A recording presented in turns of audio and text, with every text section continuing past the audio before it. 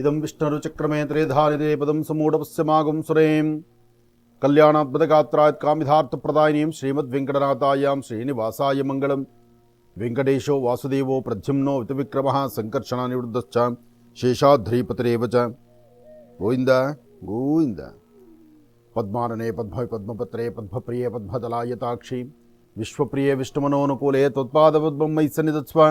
ಯಾಸಾ ಪದ್ಮಾಸನಸ್ಥಾ ವಿಪಲಕಟತಟೀ ಪದ್ಮಪತ್ರಾಯತಾಕ್ಷೀಂ ಶ್ರೀಂ ಅಂಬಾಂ ಭಗವತೀಂ ಶ್ರೀಂ ಲಲಿತಾಂ ರಾಜರಾಜೇಶ್ವರೀಂ ರಾಜ್ಯದಾಯಿನಿ ರಾಜ್ಯಕಲಾವಲ್ಲಭಾಂ ಶ್ರೀಂ ಲಲಿತಾಂ ರಾಜರಾಜೇಶ್ವರೀ ನಮೋ ನಮಃ. ಭಗವತ್ಯಾಂಬಿಕಾಯೈ ನಮೋ ನಮಃ. ಲಲಿತಾಂಬಿಕಾಯ ನಮಃ. ಬ್ರಾಹ್ಮ್ಯೇ ನಮಃ. ಮಾಹೇಶ್ವರ್ಯೇ ನಮಃ. ಕೌಮಾರ್ಯೇ ನಮಃ. ಓಂ ವೈಷ್ಣವ್ಯೇ ನಮಃ. ವಾರಾಕ್ಯೇ ನಮಃ. ಇಂದ್ರಾಣ್ಯೇ ನಮಃ. ಚಾಮುಂಡಾಯ ನಮಃ. ಓಂ ಚಂಡಿಕಾಯ ನಮಃ. ಮಹಾಕಾಳಿ ಮಹಾಲಕ್ಷ್ಮೀ ಸಮೇತ ಶ್ರೀಮದ್ಮಹಾಲಲಿತಾಂ ಫಲಾತ್ ತ್ರಿಪುರ ಸುಂದರಿ ಶ್ರೀ ಚಕ್ರೇಶ್ವರಿ ಬಾಲಾಂಬಿಕಾಯೈ ನಮಃ. ಓಂ ಹರಿಂ ಕರಾಸನಗರ್ಭಿದಾಂ ನಲಸಿಕಾಂ ಸೋಂ ಕ್ಲೀಂ ಕಳಾಂ ಬಿಭ್ರದೀಂ ಸಪರ್ಣಾಂ ವರದಾರಣೀಂ ಚ ವರಸದಾಂ ದೌತಾಂ ತ್ರಿನೇತ್ರೋಜ್ವಲಾಂ ವಂದೇ ಪೃಷ್ಠಕಪಾಸಮಂಕುಶಿಧರಾಂ ಸೃಗ್ಭೂಷಿತಾಂ ಉಜ್ವಲಾಂ ತ್ವಾಂ ಗೌರೀಂ ತ್ರಿಪುರಾಂ ಫರಾತ್ವರಕಲಾಂ ಶ್ರೀಚಕ್ರ ಸಂಚಾರಿಣೀ. ಭಗವತಿಯನ್ನು ಪ್ರಾರ್ಥನೆ ಮಾಡ್ತಾ ನಮಃ ಸೂರ್ಯಾಯ ಚಂದ್ರಾಯ ಮಂಗಳಾಯ ಬುಧಾಯ ಚ ಗುರುಶುಕ್ರ ಶನಿಭ್ಯಶ್ಚ ರಾಹವೇ ಕೇತುವೇ ನಮಃ. ಮೃತ್ಯುಂಜಯಾಯ ರುದ್ರಾಯ ನೀಲಕಂಠಾಯ ಶಂಭುವೇ ಅಮೃತೇಶಾಯ ಸರ್ವಾಯ ಮಹಾದೇವಾಯ ತೇ ನಮಃ. ಆದಿತ್ಯಾದಿ ನವಗ್ರಹಗಳನ್ನು ಪ್ರಾರ್ಥನೆ ಮಾಡ್ತಾ ರಾಶಿಫಲದತ್ತ ಗಮನ ಹರಿಸೋಣ. ಮೊದಲನೇದಾದಂತಹದ್ದು ಮೇಷರಾಶಿ. ಮೇಷರಾಶಿ ಮೇಷಲಗ್ನದಲ್ಲಿರ್ತಕ್ಕಂಥವ್ರಿಗೆ ಬುಧ ಮತ್ತು ಚಂದ್ರ ಇರ್ತಕ್ಕಂಥ ಆಸ್ಥಾನ, ಗುರು ಮತ್ತು ಶುಕ್ರ ಇರ್ತಕ್ಕಂಥ ಆಸ್ಥಾನ ಚೆನ್ನಾಗಿದ್ದು ಆರೋಗ್ಯದ ಕಡೆ ಒಂದಷ್ಟು ಗಮನ ಕೊಟ್ಟರೆ ಸ್ವಲ್ಪ ಮಟ್ಟಿಗೆ ಪರವಾಗಿಲ್ಲಪ್ಪ, ಸುಧಾರಣೆ ಆಗುತ್ತೆ. ವಿದ್ಯಾರ್ಥಿಗಳು ಮಾತ್ರ ಓದೋದ್ರ ಕಡೆ ಹೆಚ್ಚು ಗಮನ ಕೊಡಿ. ಈಗ ಓದ್ತಾ ಇರತಕ್ಕಂಥ ಮಕ್ಕಳು ಸ್ವಲ್ಪ ಜವಾಬ್ದಾರಿ ಜಾಸ್ತಿ ಬೇಕಾಗಿದೆ. ಯಾಕೆಂದರೆ ಎಕ್ಸಾಮ್ ಹಿಂದೂ ಮುಂದೆ ಅಂದಾಗ ಸ್ವಲ್ಪ ಜವಾಬ್ದಾರಿ ಇರಬೇಕು, ಹೆಚ್ಚು ಓದಬೇಕು, ಪರಿಶ್ರಮಿಸಬೇಕು. ಅದಕ್ಕೆ ಸರಿಯಾದಂಥ ರೀತಿ ನೀವು ಕ್ರಮವನ್ನು ತಗೊಳ್ಬೇಕು. ಹಾಗೆ ಮೇಷರಾಶಿಯಲ್ಲಿರ್ತಕ್ಕಂಥವ್ರು ದುಡುಕಿ ತೀರ್ಮಾನ ತಂದುಕೊಳ್ಳೋದು ಬಹಳ ಬೇಗ. ಯಾವುದೇ ಕೆಲಸ ಆದರೂ ಮನಸ್ಸಿಗೆ ಬಂದ ತಕ್ಷಣ ಮಾಡಿಬಿಡ್ಬೇಕು ಅಂತ ಹೋಗ್ತೀರಿ, ಅಲ್ಲಿ ಎಡುತ್ತೀರಿ. ಸ್ವಲ್ಪ ತಾಳ್ಮೆ ತಗೊಳ್ಳಿ, ಆಲೋಚನೆ ಮಾಡಿ, ಸರಿ ಯಾವುದು ತಪ್ಪು ಯಾವುದು, ಬೇಕು ಬೇಡ ಏನು, ಇದೆಲ್ಲದರ ಬಗ್ಗೆ ಒಂದು ಚಿಂತನೆ ಮಾಡಿದ್ರೆ ಮೇಷರಾಶಿಯವರಿಗೆ ಖಂಡಿತ ಒಳಿತಿದೆ. ಮೇಷಲಗ್ನದಲ್ಲಿ ಜನಿಸಿರ್ತಕ್ಕಂಥವ್ರು ಹಣಕಾಸಿನ ವಿಚಾರ, ಲೇವಾದೇವಿ ಕೊಟ್ಟು ತೆಗೆದುಕೊಳ್ತಕ್ಕಂಥದ್ದು ಅಥವಾ ಕೊಟ್ಟ ಮಾತಿನಂತೆ ನಡ್ಕೊಳ್ಬೇಕು ಎಂಬತಕ್ಕಂಥ ಚಿಂತನೆಯಿಂದ ಒಂದು ಹೆಜ್ಜೆ ಮುಂದೆ ಹಾಕುವಂಥದ್ದು. ಏನೇ ಮಾಡಬೇಕಾದ್ರೂ ಲಾಭ ನಷ್ಟಗಳನ್ನು, ಬೇಕು ಬೇಡಗಳನ್ನು ಸರಿಯಾದ ರೀತಿ ಕ್ರಮಬದ್ಧವಾಗಿ ನಾವು ಆಲೋಚನೆ ಮಾಡಿದ್ರೆ ಮಾತ್ರ ಅದರ ಫಲಾಫಲಗಳು ಸಿಗ್ತಕ್ಕಂಥದ್ದು. ಮಾಡಬೇಕಾದ್ದು ಇನ್ನೊಂದು ಅದ್ಭುತವಾದಂಥ ಕೆಲಸ ಇದೆ. ಏನಪ್ಪ ಅಂದರೆ ತುಳಸಿಯಿಂದ ವಿಷ್ಣುಪಾದ ಮೇಲೆ ತುಳಸಿ ಇಟ್ಟು ನಮಸ್ಕಾರ ಮಾಡ್ತಕ್ಕಂಥದ್ದು. ಯಾರಾದರೂ ವಯಸ್ಸಾಗಿರ್ತಕ್ಕಂಥ ವೃದ್ಧರಿಗೆ, ಸಂಪೂರ್ಣ ವಯಸ್ಸಾಗಿ ಅವ್ರು ನಡಿಲಿಕ್ಕಾಗ್ತಿಲ್ಲ, ಅಥವಾ ಅವ್ರಿಗೆ ಏನೋ ಕಷ್ಟ ಇದೆ, ಅವ್ರಿಗೇನೋ ಸಮಸ್ಯೆ ಇದೆ, ಅಥವಾ ಅವ್ರಿಗೆ ಔಷಧಿಗಳು ಬೇಕು, ಅಥವಾ ಅವ್ರಿಗೆ ಏನಾದರೂ ಒಂಥರ ನೀವು ಮಾಡೋ ಸಹಾಯದಿಂದ ಅವ್ರಿಗೊಂಚೂರು ಅನುಕೂಲ ಆಗುತ್ತೆ ಅಂದರೆ ಅಂತಹವ್ರನ್ನ ಹುಡುಕಿ ಅಂತಹವ್ರಿಗೊಂದು ಸಹಾಯ ಮಾಡಿ. ಹುಡುಕಬೇಕು, ನೀವು ಹುಡುಕಿದ್ರೆ ಸಿಗುವಂಥದ್ದು. ಯಾಕೆಂದರೆ ನಮ್ಮ ಕರ್ಮಫಲಗಳು ಕಳಿಬೇಕಲ್ಲ, ನಮ್ಮ ಕರ್ಮಫಲ ಕಳಿಬೇಕು, ನಮ್ಮ ಬದುಕಲ್ಲಿ ಒಂದು ಸುಂದರವಾದ ಕಾಲ ಎದುರಾಗಬೇಕು.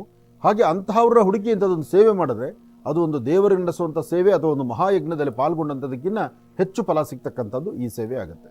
ಅದಕ್ಕೋಸ್ಕರ ತಾವು ಅನ್ಯತಾ ಭಾವಿಸ್ದಿರ ಇಸಾಗಿರ್ತಕ್ಕಂಥ ಹಿರಿಯರ ಪಾದ ಮುಟ್ಟಿ ನಮಸ್ಕಾರ ಮಾಡಿ ಅವ್ರಿಗೆ ಏನಾದ್ರು ಒಂಚೂರು ಸೇವೆಗಳನ್ನು ಮಾಡಿ. ಪ್ರಯಾಣ ಕಾಲದಲ್ಲಿ ಸ್ವಲ್ಪ ಹುಷಾರಾಗಿರಬೇಕು. ಯಾರಿಗಾದ್ರು ಏನಾದ್ರು ಮಾತು ಕೊಟ್ಟರೆ ಆ ಮಾತು ಆಗುತ್ತಾ, ನಾನು ಮಾಡ್ಲಿಕ್ಕಾಗತ್ತಾ ಯೋಚನೆ ಮಾಡಬೇಕು. ಸಡನ್ನಾಗಿ ದುಡುಕಿ ಒಂದು ತೀರ್ಮಾನಕ್ಕೆ ಬರಬಾರ್ದು. ನಿಮ್ಮ ಕರಹಸ್ತದಿಂದ ಯಾರಿಗಾದ್ರೂ ಏನಾದ್ರು ವಸ್ತು ಕೊಟ್ಟರೆ, ಏನಾದ್ರು ಕೊಟ್ಟರೆ ಅದು ಪುನಃ ಕೈ ಸೇರುವಂಥದ್ದು ಸ್ವಲ್ಪ ಕಷ್ಟ ಆಗುತ್ತೆ. ಅಥವಾ ಯಾವುದೋ ಒಂದು ಕಮಿಟ್ಮೆಂಟ್ ಆದರೆ ಆ ಕಮಿಟ್ಮೆಂಟ್ನ ಪರಿಪೂರ್ತಿ ಮಾಡಲಿಕ್ಕೆ ಆಗೋದಿಲ್ಲ, ಅಥವಾ ಅದಕ್ಕೆ ಸಂಬಂಧಪಟ್ಟಂಗೆ ಕೆಲವು ನಿಷ್ಠುರದ ಮಾತನ್ನು ಆಲಿಸಬೇಕಾಗತ್ತೆ. ಬಹಳ ಎಚ್ಚರಿಕೆ ಬೇಕಾಗುತ್ತೆ. ಒಂದು ದೇವಿಯನ್ನು ಪ್ರಾರ್ಥನೆ ಮಾಡಿ. ಸರ್ವಮಂಗಳ ಮಾಂಗಲ್ಯೇ ಶಿವೇ ಸರ್ವಾರ್ಥ ಸಾಧಿಕೆಯಂ ಶರಣ್ಯೇ ತ್ರ್ಯಂಬಕೆ ಗೌರಿ ನಾರಾಯಣಿ ನಮೋಸ್ತುತೆ. ಹೀಗೆ ದೇವಿಯನ್ನು ಆರಾಧನೆ ಮಾಡಿ, ದೇವಿಯ ದೇವತಾ ದರ್ಶನ ಮಾಡೋದ್ರಿಂದ, ಮನೇಲಿರ್ತಕ್ಕಂಥ ನಿಮ್ಮ ಜನ್ಮದಾತೆಯ ಪಾದಮುಟ್ಟಿ ನಮಸ್ಕಾರ ಮಾಡೋದ್ರಿಂದ, ಅಥವಾ ಸಣ್ಣ ಪುಟ್ಟ ಮಕ್ಕಳಿಗೆ ಏನಾದ್ರು ತಿಂಡಿ ತಿನಿಸನ್ನು ಕೊಡೋದ್ರಿಂದ ತುಂಬ ಅನುಕೂಲವನ್ನು ಮೀರಿಪಡಿಸ್ಕೊಳ್ತೀವಿ. ಒಂದು ಸಂಭ್ರಮದಿಂದ ಯಾವುದಾದ್ರು ಒಂದು ಕಾರ್ಯಕ್ರಮಕ್ಕೆ ಬರೋದು, ಅಥವಾ ಯಾವುದಾದ್ರು ಒಂದು ಯಶಸ್ಸಿನ ಬಗ್ಗೆ ಚಿಂತನೆ ಮಾಡೋದು, ಏನಾದ್ರು ಒಂದಿಷ್ಟು ಫಲಾಫಲಗಳನ್ನು ಸಿದ್ಧಿಪಡಿಸ್ಕೊಳ್ತಕ್ಕಂಥದ್ದು, ಕಾಯಕದಲ್ಲಿ ಬಹಳ ಅದ್ಭುತವಾದಂತಹ ಕೆಲಸಗಳನ್ನು ಸಿದ್ಧಿಪಡಿಸ್ಕೊಳ್ತಕ್ಕಂಥ ಅದೃಷ್ಟ ನಿಮ್ಮದು. ಆದರೆ ಸಣ್ಣ ಸಣ್ಣ ವಿಚಾರಕ್ಕೂ ಸಹಿತ ಮೂಗಿತ್ತುದಿಯಲ್ಲಿ ಕೋಪ ಬರುತ್ತೆ. ಶಿಕ್ಷೆ ನಿಮಗೆ ನೀವೇ ಕೊಟ್ಕೊಳ್ತೀರಿ, ಬೇರೊಬ್ಬರು ಕೊಡೋದಿಲ್ಲ. ಪರಿಸ್ಥಿತಿ ಹೇಗೆ ಅಂದರೆ ಅತಿಯಾದಂಥ ಕೋಪ ಬಂದರೆ ಗೋಡೆ ಗುದ್ದೋದು, ಅಥವಾ ಏನಾದ್ರು ಇರ್ತಕ್ಕಂಥ ವಸ್ತುನ ಹೊಡೆದಾಕೋದು, ಕೈಲಿರ್ತಕ್ಕಂಥ ವಸ್ತುನ ಹಾಗೆ ರಪ್ಪ ಅಂತ ಆಚೆ ಬಿಟ್ಬಿಡೋದು, ಪುನಃ ಇಲ್ಲ ಅಂತ ಕಣ್ಣೀರು ಹಾಕೋದು ನೀವೇ. ಆ ಕೋಪಕ್ಕೆ ನೀವು ಈ ಥರ ಗುರಿಪಟ್ಟಿದ್ರೆ, ಕೋಪಕ್ಕೆ ನೀವು ಕೈಲಿರ್ತಕ್ಕಂಥ ವಸ್ತುಗಳನ್ನು ಹಾಳು ಮಾಡಿಕೊಂಡ್ರೆ, ಅಥವಾ ನಿಮ್ಮ ಮನೆ ವಸ್ತುಗಳು ಕೆಲವು ಹಾಳು ಮಾಡಿಕೊಂಡ್ರೆ ಅದನ್ನು ಪುನಃ ತರೋದು ನೀವೇ ತರಬೇಕಾಗತ್ತೆ, ಯಾರು ಬೇರೆಯವ್ರು ತಂದುಕೊಡಲ್ಲ. ಅದಕ್ಕೋಸ್ಕರ ಸ್ವಲ್ಪ ತಾಳ್ಮೆ ತಗೊಳ್ಳಿ. ಯಾವ ವಿಚಾರನೂ ಹೆಚ್ಚು ತಲೆಗೆ ಹಾಕ್ಕೋಬೇಡಿ. ತುಂಬ ಆಳವಾಗಿ ಯಾವುದು ಚಿಂತೆ ಮಾಡಬೇಡಿ.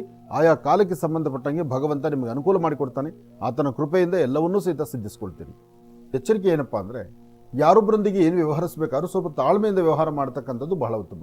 ತಾಳ್ಮೆ ಬೇಕು, ಸಮಾಧಾನ ಬೇಕು. ಆ ತೃಪ್ತಿಕರವಾದಂಥ ಬದುಕು, ನಡವಳಿಕೆ ನಿಮ್ಮನ್ನು ಹೆಚ್ಚು ಚೆನ್ನಾಗಿ ಕಾಪಾಡುತ್ತೆ. ಯಾವುದು ಬೇಕು, ಯಾವುದಕ್ಕೆ ಹೆಚ್ಚು ಆದ್ಯತೆ ಕೊಡಬೇಕು, ಏನು ಮಾಡಿದ್ರೆ ಸರಿ ಹೋಗುತ್ತೆ, ಯಾವುದ್ರ ಮೇಲೆ ಇನ್ವೆಸ್ಟ್ ಮಾಡಬೇಕು, ಯಾವುದನ್ನು ಸರಿಪಡಿಸ್ಕೋಬೇಕು, ಇದ್ರ ಬಗ್ಗೆ ಚಿಂತನೆ ಮಾಡೋದಿಲ್ಲ. ಯಾವುದು ಬೇಡವೋ, ಯಾವುದರಿಂದ ತೊಂದರೆ ಆಗುತ್ತೋ, ನಾಳೆ ಇದೇನು ಸಮಸ್ಯೆ ಎದುರಾಗುತ್ತೋ ಅಂಥದ್ರ ಬಗ್ಗೆ ನಿಮ್ಮ ಚಿಂತನೆ ಇರುತ್ತೆ. ಅದಕ್ಕಿಂತ ಮುಖ್ಯವಾಗಿ ನನ್ನವರು ಅಂತ ಯಾರು ನೀವು ಹಿಂದೆ ಮುಂದೆ ಸುತ್ತಾಡ್ತಾರಲ್ಲ ಅವರಿಂದಲೇ ಸಮಸ್ಯೆ. ಯಾರೊಬ್ಬರು ನಂಬಬೇಕಾದರೂ ಒಮ್ಮೆ ಆಲೋಚನೆ ಮಾಡಿ. ಆದರೆ ಎಲ್ಲರೂ ಕೈ ಬಿಟ್ಟರು ಮೇಲೊಬ್ಬ ಇದ್ದಾನೆ, ಆತ ನಿಮ್ಮನ್ನು ಕೈ ಬಿಡೋದಿಲ್ಲ. ಭಗವಂತನ ಕೃಪೆ ಇದೆ. ಆದರೆ ಪ್ರಸ್ತುತ ನಿಮ್ಮ ಗ್ರಹಗತಿಗಳು ಸರಿ ಇಲ್ಲದ್ರಿಂದ ಈ ಮಾನಸಿಕವಾದಂತಹ ಒತ್ತಡ ಜಾಸ್ತಿ ಆಗುತ್ತೆ.